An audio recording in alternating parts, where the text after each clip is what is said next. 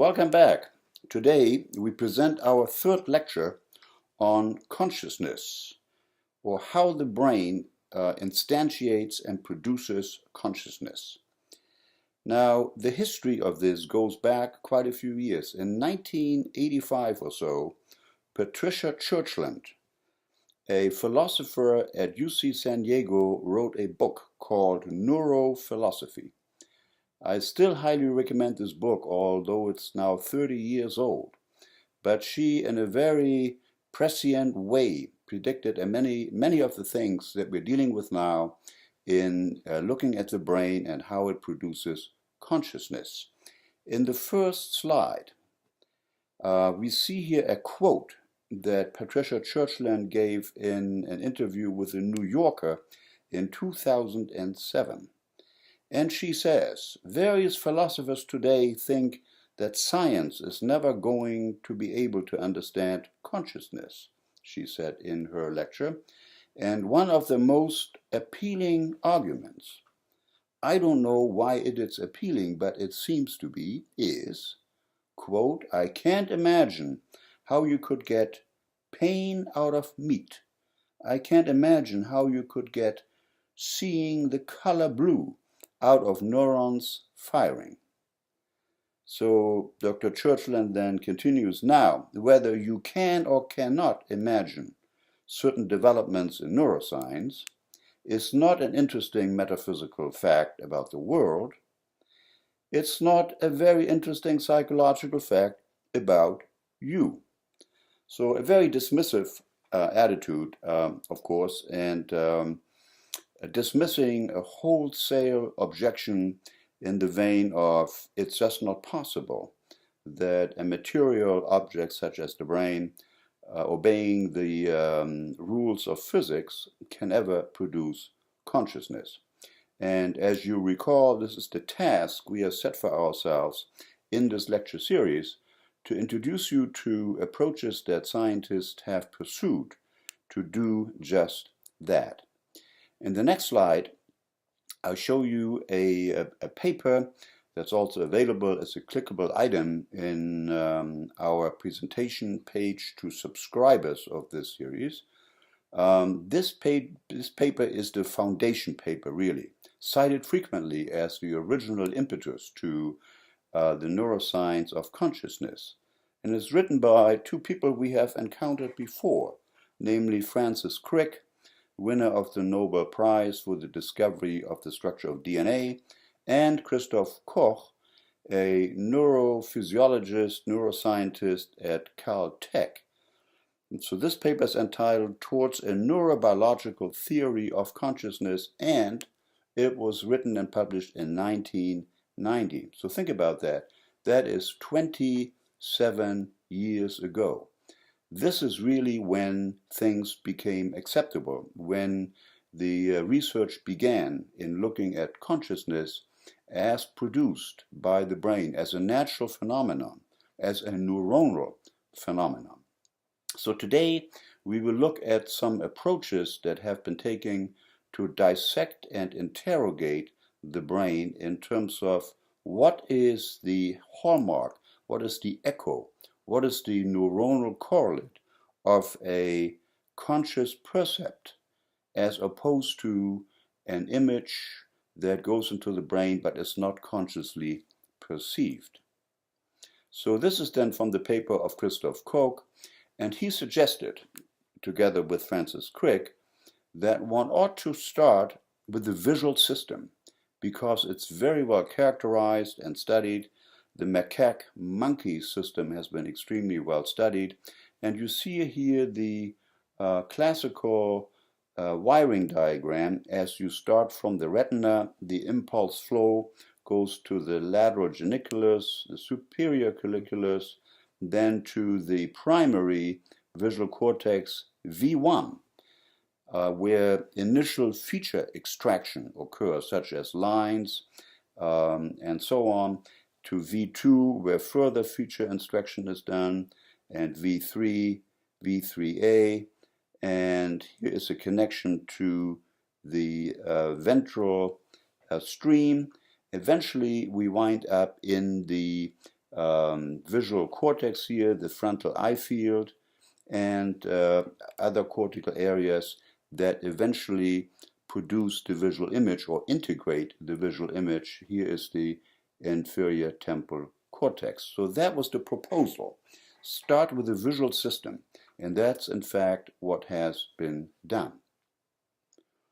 Now, the other event that took place around 1989 was the publication of a book by Bernard Bars. Now, Bernard Bars is a philosopher, and he was just like Patricia Churchland, giving thought to the idea of finding a philosophical neurobiological approach to the issue of consciousness, and he published a book, A Cognitive Theory of Consciousness.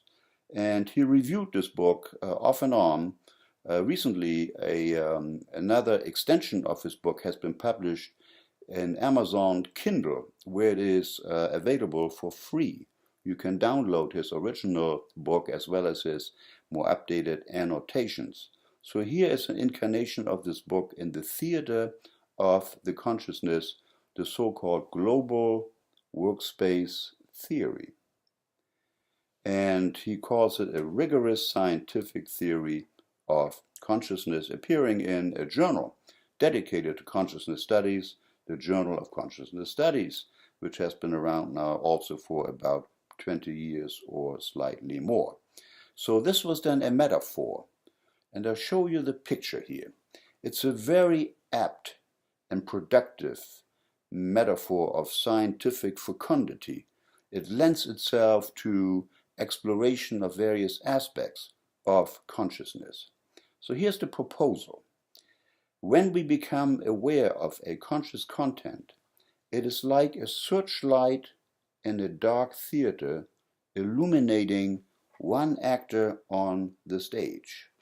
Now, this is in the background of a vast, unconscious audience of vast capacity of prior information, knowledge, memory, the so-called priors that we have talked about earlier. So this is a huge set of background information. Now, we need selective attention to fish out from this background the one conscious event that we want to become conscious of. So selective attention then here is thought to control the spotlight that brings out the one conscious content that we want to process. So conscious access is at once extraordinarily open and extraordinarily selective. Its potential repertoire, of course, is vast. We can be conscious of new information, something that we see, something that we hear, a memory, a vast store of memory, information that we have learned, etc., etc. So there is a bottleneck implied here. We cannot at one time bring all the contents of consciousness to the fore, but only one item at a time. It's reminiscent of the working memory that has been shown to accommodate only 5 to 7 items. If you try to remember a 9-digit phone number, you may have some trouble getting the number into your short-term memory immediately. 7 numbers is a lot easier. So there is a bottleneck both in conscious processing and in working memory, and there may be a systematic relationship between the two. Now, the other item that Dr. Bars already predicted is called the minimal contrast. So he suggested to find an echo in the brain, the neuronal correlate of a conscious content, we ought to have 2 stimuli that are very, very similar to each other. There's only a minimal contrast between the two, but only one of them is perceived as conscious content, whereas the other is somewhere in the brain and stuck and preconscious and cannot be accessed, and serves as a control to differentiate that neuronal activity belonging to the non-perceived item versus the perceived item. And that, in fact, is the strategy that has been employed in a huge number of studies, and we will focus on a couple of those today.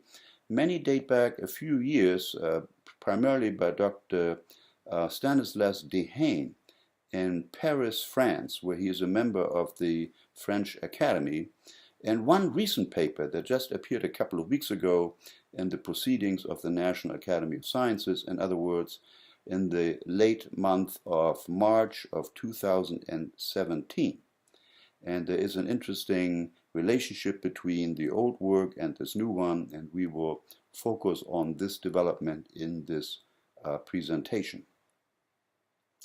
Okay then, so the global workspace theory is an empirical technique that will employ contrastive analysis, the minimal contrast.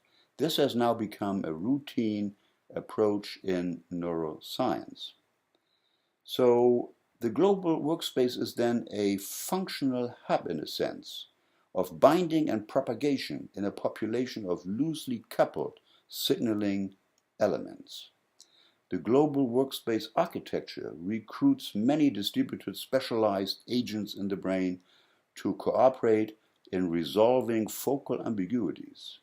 This is all the language from Dr. Bars. In the brain, conscious experience may reflect a global workspace function, a kind of neuronal cloud computing. So you can tell that this edition here is from his most recent edition of his theory, because cloud computing, of course, was not known in 1989. Now, the conscious content can arise from the cortical thalamic core, the feedback loop that links the thalamus to the cortex and back, when multiple inputs settle on a winner-take-all equilibrium that is then broadcast throughout the brain. So there should be a widespread integration and broadcasting that suddenly happens to those stimuli which enter conscious awareness. So here then is Dr. Dehaene and his understanding of the global workspace. So you can see here that there are subliminal stimuli that have not made it all the way into the global workspace, or pre-conscious stimuli, but only when a conscious stimulus is strong enough to excite enough neurons, the information is broadcast in a sudden ignition of the global workspace neurons to broadcast this event throughout the brain, so comparison and integrations can be accomplished that produce a conscious awareness of the stimulus. So that is the theory.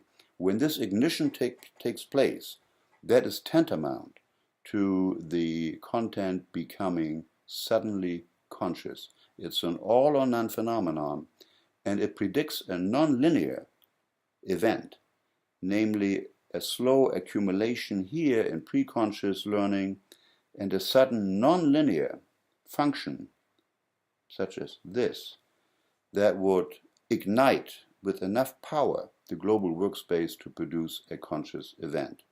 That was the hypothesis, and experiments, in fact, bear this out. So we will approach this line of thinking now in the next few slides here. So why is it that we need this ignited state to produce conscious content? Well, we need global availability of information. That is what is subjectively experienced as the conscious state. Only when enough brain regions agree about the importance of incoming sensory information do they synchronize to such a large extent that the network is triggered. Now, even if you are in full darkness and not experience any visual input, the brain entertains itself and produces ceaselessly global patterns of activity that on occasion will rise to the level of consciousness. The same, of course, is true in the transition from non-REM deep sleep to REM sleep, when suddenly images that belong to your dreams, sounds, pictures that are often quite vivid and lifelike are produced and enter your consciousness. So the brain is not necessarily requiring that sensory information come in to trigger conscious events. It can also produce those events all by itself. This has implications for a theory of so-called Bayesian priors. We will get back to this in a later lecture. All right, so let's clarify some vocabulary. Namely, there is the idea of conscious access versus attention. William James, in the early 1900s, already proposed a famous definition. Attention, he said, is the taking possession by the mind in clear and vivid form of one out of what seem generally simultaneously possible objects or trains of thoughts. Only one. We translate this today into conscious access, seeing this one item out of many, and we have used selective attention to probe this one content, just as you saw in the pictorial metaphor by Dr. Boss, where the searchlight in the darkened theater picks out one actor on the stage. We will also want to differentiate conscious access versus vigilance. Vigilance is being awake. It refers to the level of excitement in the cortical and thalamic networks that support conscious access. So wakefulness, vigilance, and attention are enabling conditions for conscious access. Let me show you in the next slide what vigilance is all about. So here on the x-axis we plot vigilance. And you can see that even in vegetative states you can have vigilance, but no conscious content. You need two things. You need the apparatus to create conscious content and vigilance both to have a conscious waking experience. And over here is REM sleep, so it's a little lower on the vigilance scale because you are, after all, sleeping, but there is enough cortical arousal to allow the brain to create, edit, and produce the movies that be perceived as dreams. Now, in general anesthesia or coma, vigilance is very low and consciousness, of course, is no longer possible. Interestingly, there are conditions such as the parasomnias, in which there is very low conscious content, but there is vigilance going on. This is, of course, an active area of research. Now, visual attention and awareness are different. And let me show you a paper here by a group from Amsterdam that has dealt with this. They have the following model. Visual input comes into the visual cortex, and at this point, the content remains unconscious. This happens in the first 40 milliseconds after the image is produced in the retina. After 60 milliseconds, you have wider spread of the activity into the other cortices, even into the temporal cortex. However, consciousness in this model only arises when you have feedback loops from brain areas towards the feed-forward sleep, the avalanche of information coming in through V1, V2 up to the temporal cortex needs then to be contrasted with information already present in cortical neurons. And it's this interplay of feed-forward sweep and feedback, back propagation, and countering the sweep and processing the information, producing something called an error signal and error reduction, that is required for consciousness to occur. This will be presented at a later lecture. We have talked about the Bayesian brain and the era of error minimization and how visual and other sensory processes are handled in the brain. But this is an allusion to this event, that backpropagation and the comparison of the incoming signal with prior information in the brain somehow is necessary for conscious information processing. And here's another way of showing this. Here you have two stimuli coming in at the same time, and you have the unconscious responses occurring in the first 100 to 150 milliseconds. And the conscious response then occurs when you get recurrent interactions that engage with the incoming stimuli A and B. Now, at this point, there is no retinotopic mapping anymore.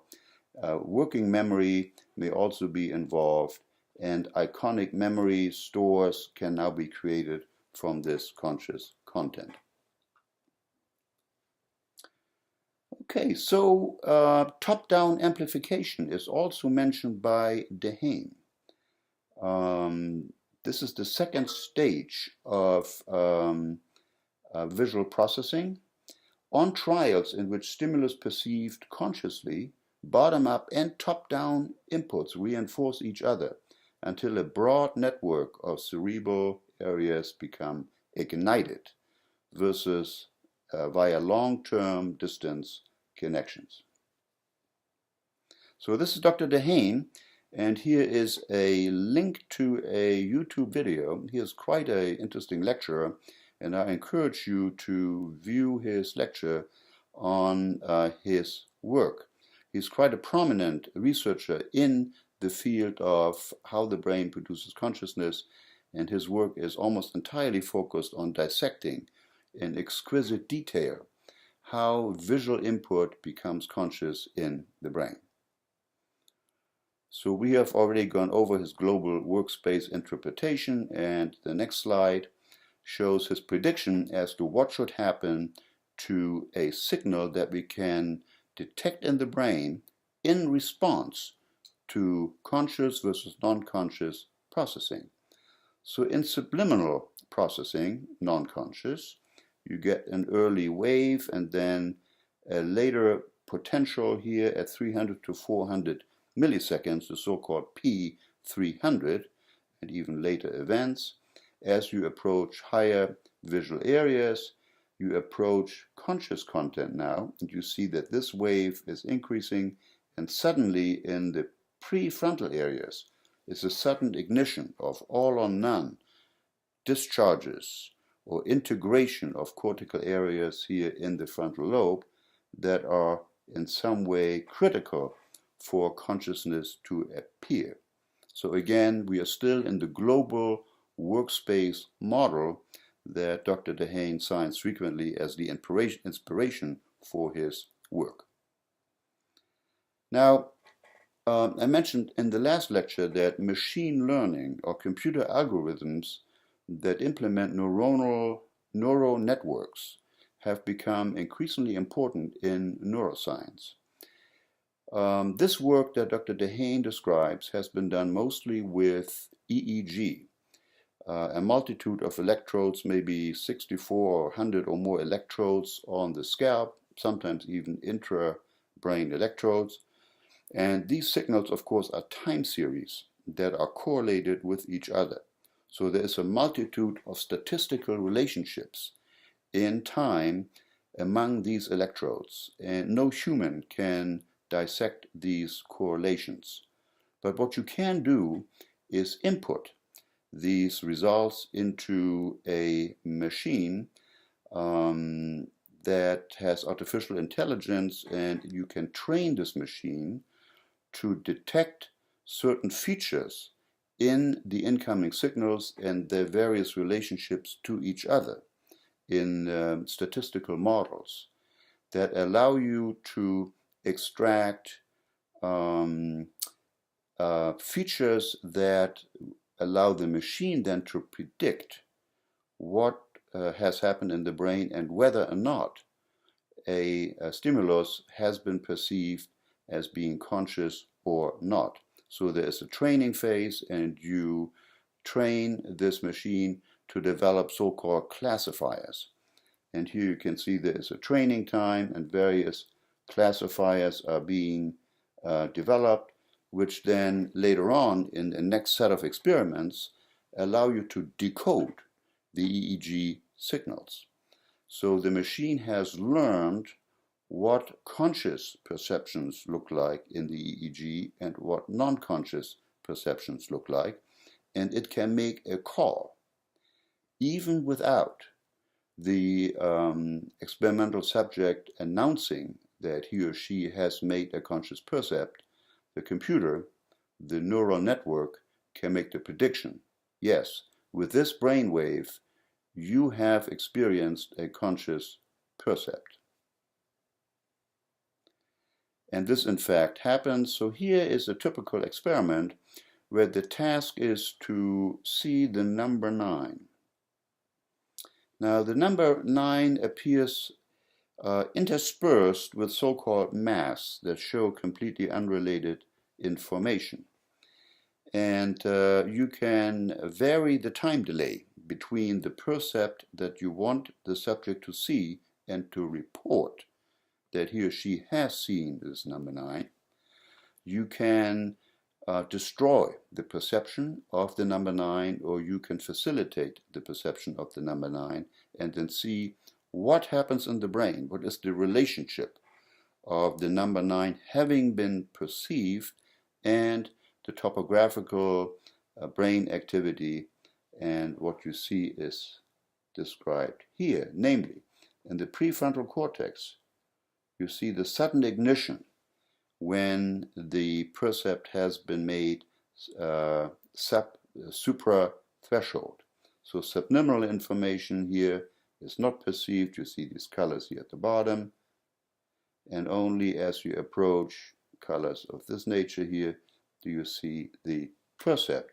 And here, of course, is the hot zone, the ignition that occurs in the frontal cortex, signifying that a conscious percept has arrived in the patient's consciousness.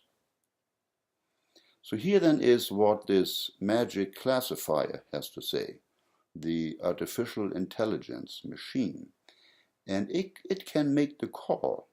You see the more of these colors you see here, this red color, the more certainty is there. The algorithm predicts that a conscious percept has been seen. And you can see there is a time delay where it takes about 100 milliseconds for the subjective report to be made. Yes, I saw the number 9, but the computer already knows, yes, the number 9 has been perceived in the consciousness of the subject. Now, this already happens in young infants.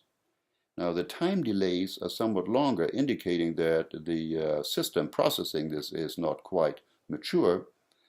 But here's the setup, of course. You see a forward mask, which is sort of a nonsensical mask that doesn't have any information. Here, of course, is a friendly face. And babies love friendly faces. We do as well. And here is a control trial. So you see either the friendly face or you see this mashup. And then you introduce a backward mask. Doing this after this friendly face was shown will kind of destroy the ability of the infant to perceive the friendly face and respond accordingly. So here's the setup. You see the friendly, excited infant and the face and the mask, either pre-stimulus or post-stimulus. And here is the linear accumulation of evidence. Over time, we become more and more certain that something is going on. But here then is the all or none ignition in these later time points. And you can see they are a lot more postponed and longer from the stimulus than in the adult, 150 to 250 milliseconds as opposed to 100 to 150, for example. So even at 15, 12, and 5 months of age, infants already show two stages of phase processing. A linear evidence accumulation here, and then a very late nonlinear sudden ignition. Now, the infants don't necessarily talk about that they saw the phase because infants don't talk yet, but you can monitor other reactions such as pupillary size or how intently an infant will gaze at an image that tells you that the percept was conscious. Now, I introduce you now to another modification of this technique, and that is called Attentional Blink. A very clever technique which exploits the process of a delay. So you have a target here. Target is the letter M. The other target is the letter T. This is what you are supposed to detect. And then you have random numbers interdispersed in your visual field. And you can see if the delay is too short, your chances of seeing the target are significantly reduced. And that is called attentional blink. You can only have so many percepts per time. You need about 100 or more milliseconds to recover from the initial conscious percept to be ready to process a second one. So you're kind of out of commission for a period of time.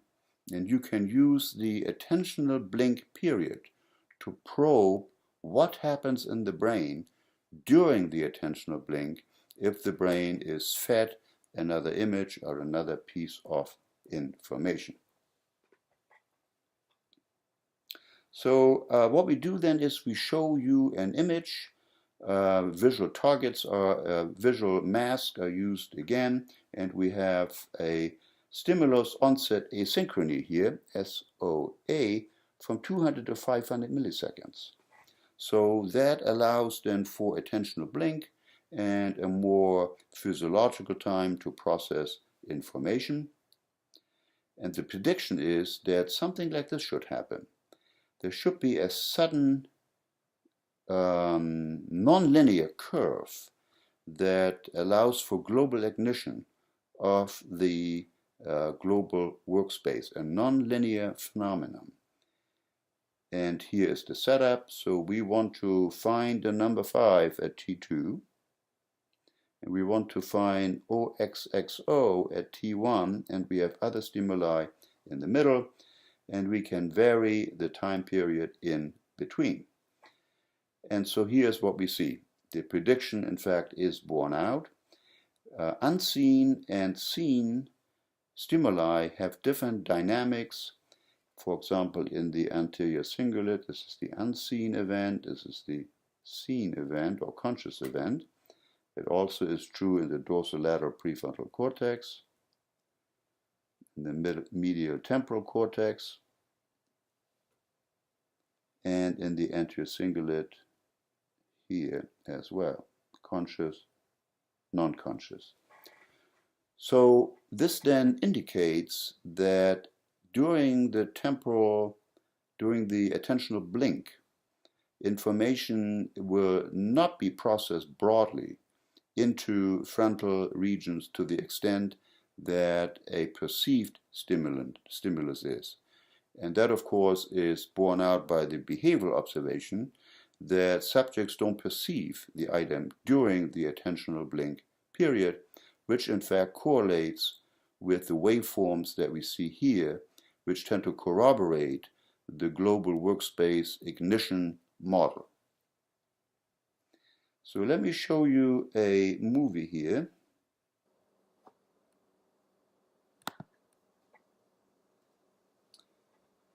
So this shows you the sequence of events that you see when attentional blink occurs. You see in the scene in the middle panel here how the yellow color is migrating throughout the cortex in a rather sudden, explosive way. This is the paper, Dehane's lab in Neuroscience 2005, Nature Neuroscience, which was one of the major papers here. And here's another replay of this.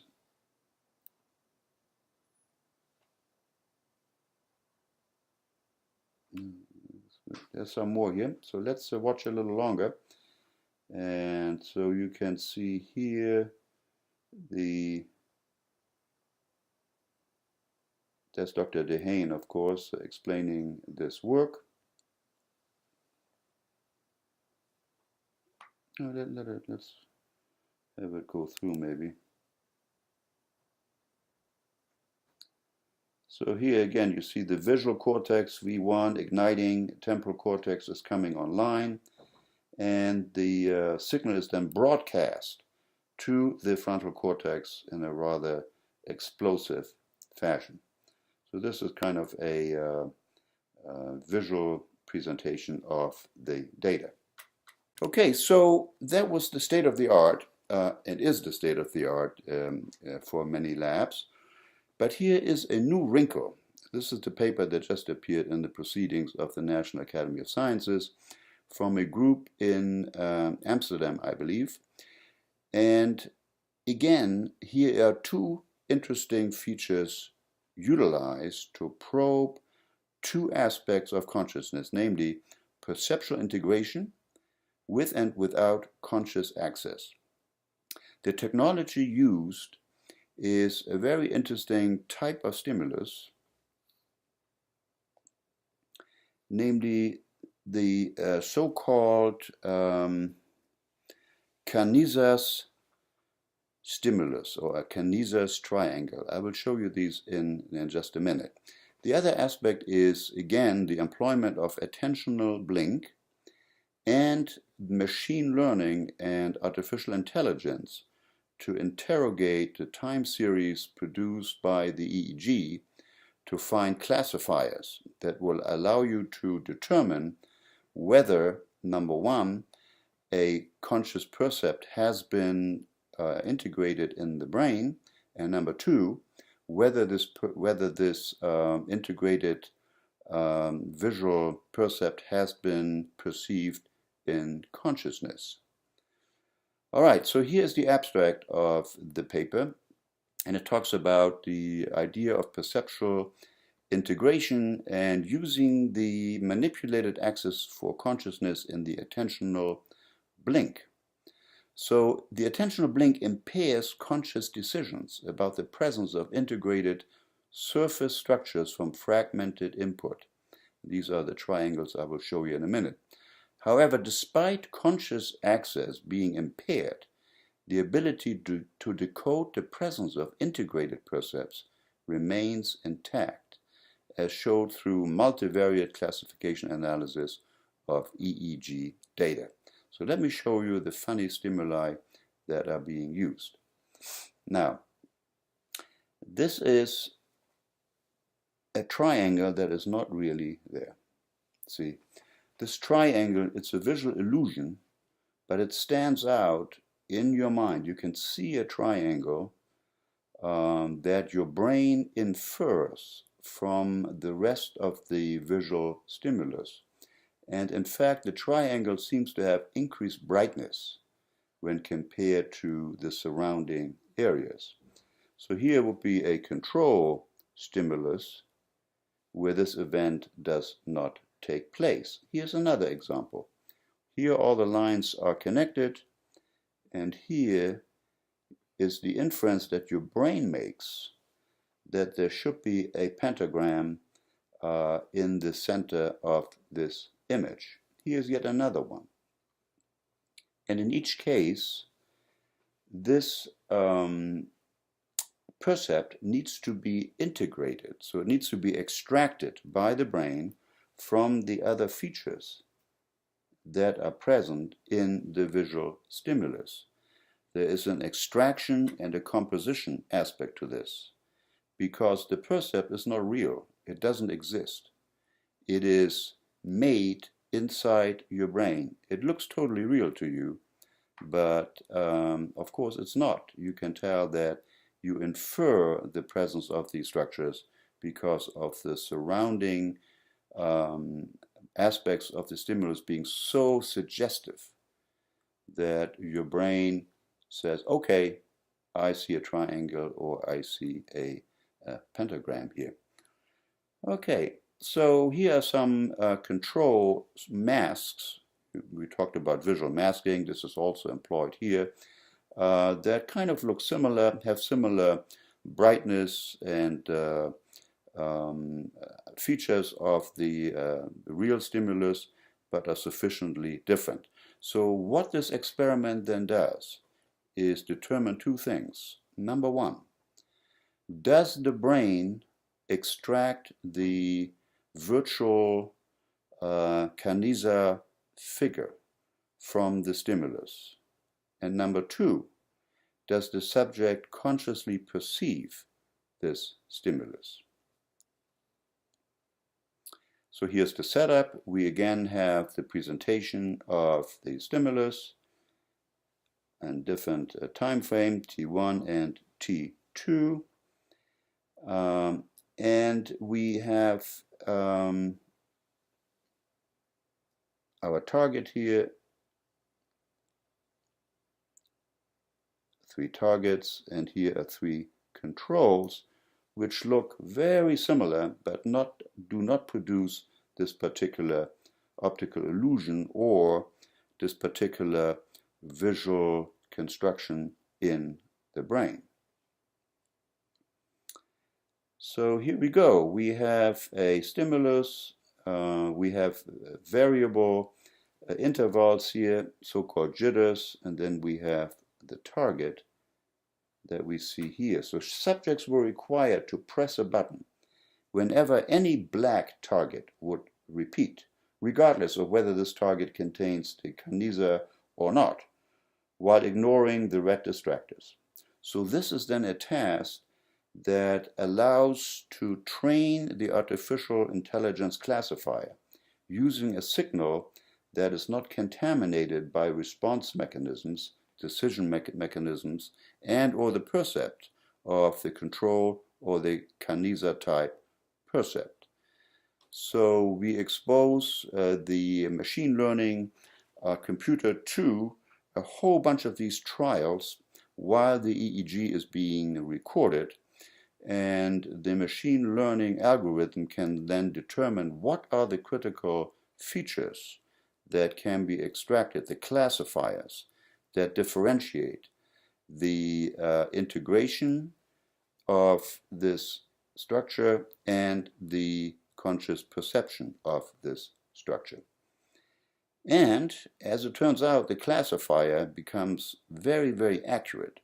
So between 0.7 and 1.0, 1.0 of course is 100%, classification, there is a correlation of 0.61 and a p beta of 0.003, highly significant correlation. And you can see these types of structures here, the blue ones, cluster here at the higher efficiency of behavioral accuracy. So this is a classification done automatically by the neural net that extracts these classifiers in a learning paradigm. Okay, so here we have a light blue one which corresponds to this one here, and so on and so forth. Now, we need of course to differentiate between what is the behavior that is reported and what is the classification. So here we have a mask event. So if you mask the presentation of the Canisa stimulus with another nonsensical stimulus, there is no learning, there's no perception, there's no visual integration of the Canisa stimulus. It gets wiped out if presented with a subsequent unrelated stimulus, and no classification occurs in the computer program. However, in the unmasked condition, where there's no disruptive stimulus presented after the kinesia stimulus, the algorithm learns how to predict here that a percept has been laid down in neuronal structures. So the behavior, the response accuracy is also indicated here. If you have the mask condition, the subject will not report that he or she has seen this particular visual construct, the kinesia triangle or octogram or pentagram, but in the unmasked condition, it is perceived even after a relatively short lag. However, there should be a decrease. Remember the attentional blink. So this model then seems to be robust. It tends to indicate that in the masked condition, number one, there is no conscious percept. And number two, the EEG classifier is flat. It does not detect any percept being laid down in the brain. How about contrast? You have noticed that some of these triangles or pentagrams look much more vivid than others. We need to control for that, and that was done in this experiment. And you can see that contrast feature extraction here is different from the perceptual integration signal here. And this, of course, is true here as well. In the EEG, finally, you can see there is a terrific difference between contrast and the detection of the integrated percept. So, this shows then that the brain is able to integrate features into perceptual objects when conscious access is in fact not taking place. Dynamic feature grouping that underlies perceptual integration is thought to rely on cortical feedback loops. So this is the Bayesian idea that there is a backpropagation from priors into the incoming signal, and that this crosstalk between the feed-forward sweep and the prior comparison leading to error extraction is a critical event in consciousness production. So this then belongs into this classification here that is from Dehaney. We have a preconscious state. So the percept is extracted, perhaps, the theory would say, of the triangles and the pentagrams. However, consciousness has not been reached.